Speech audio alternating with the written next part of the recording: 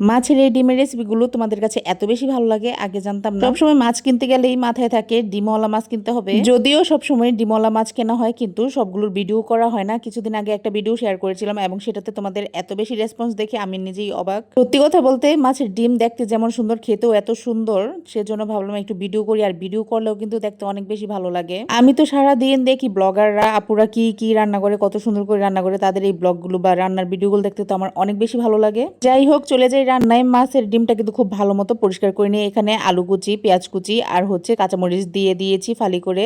এখানে কিন্তু আজকে আমি আলু কুচি ব্যবহার করছি। অনেকেই এটা দেখলে নাক ছিটকাতে পারো, কিন্তু এভাবে একবার খেয়ে দেখবা, খেতে কিন্তু আসলে অনেক ভালো লাগে।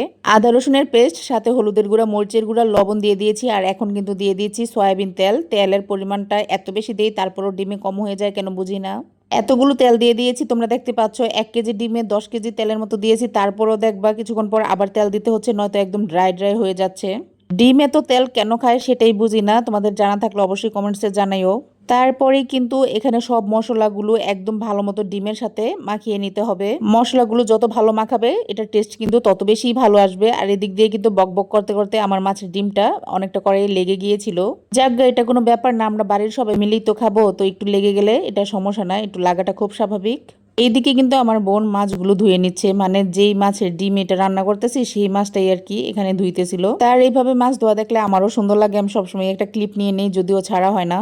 এইদিকে কিন্তু দেখো আরো অনেকগুলো তেল দিয়ে দিছে, তারপরও একটু পরে দেখবো ডিমটা আবারও ড্রাই হয়ে গেছে। এটা কেন হয় আমি বুঝতেছি না, আগে কিন্তু এরকম হতো না। রিসেন্টলি মাছের ডিম খুব বেশি তেল খাওয়া পছন্দ করে হয়তো।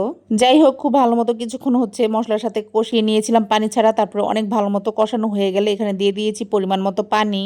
পানির সাথে এখন সবকিছু নাড়াচাড়া করে ভালো মতো মিশিয়ে দিচ্ছি, যাতে মশলা কোন দিকে কম বেশি না হয়ে যায়। মাছের ডিম খেতে কার কার বেশি পছন্দ তারা কিন্তু কমেন্টসে অবশ্যই হাজিরা দিয়া যাইবা। এদিকে আবারও একটা ক্লিপ নিয়ে নিলাম, দেখো কত সুন্দর লাগতেছে না মাশাআল্লাহ মাছগুলো। এইদিকে মাছের ডিমের উপরে কিন্তু তেল ভেসে উঠেছে, অর্থাৎ পানিটা একদমই শুকিয়ে গিয়েছে। আর ডিমটা কিরকম ভাজা ভাজা হচ্ছে দেখো, আমি এটা আরেকটু ভাজা ভাজা করে নেব। এভাবে ডিম কেউ কি কখনো আলু দিয়ে রান্না করে খেয়েছো? যদি খাও অবশ্যই কমেন্টে জানিয়ে যাইবা। আর কিভাবে ডিম রান্না করলে আরো বেশি মজা হবে সেই টিপসও বলে দিও, নেক্সট টাইম ওইভাবে ট্রাই করব। দেখতে যেরকম ড্রাই হোক যাই হোক ভাজা ভাজাই হোক, কিন্তু খেতে কিন্তু অনেক বেশি মজা হয়েছিল। আলু দেওয়ার কারণে অনেক বেশি মজা লাগছিল। কথা বলতে বলতে কিন্তু আমাদের রান্নাটা একদম শেষ পর্যায়ে, আর 2-3 মিনিট রান্না করলেই হয়ে যাবে।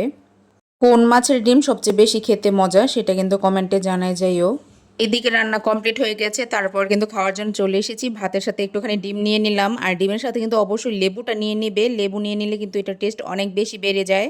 যে কোনো তরকারির সাথেই আমার লেবু খেতে অনেক বেশি ভালো লাগে। তোমরা কে কে আমার মতো অনেক বেশি লেবু পছন্দ করো? আজকের ভিডিও এই পর্যন্তই। সবাই ভালো থেকো, আল্লাহ হাফেজ।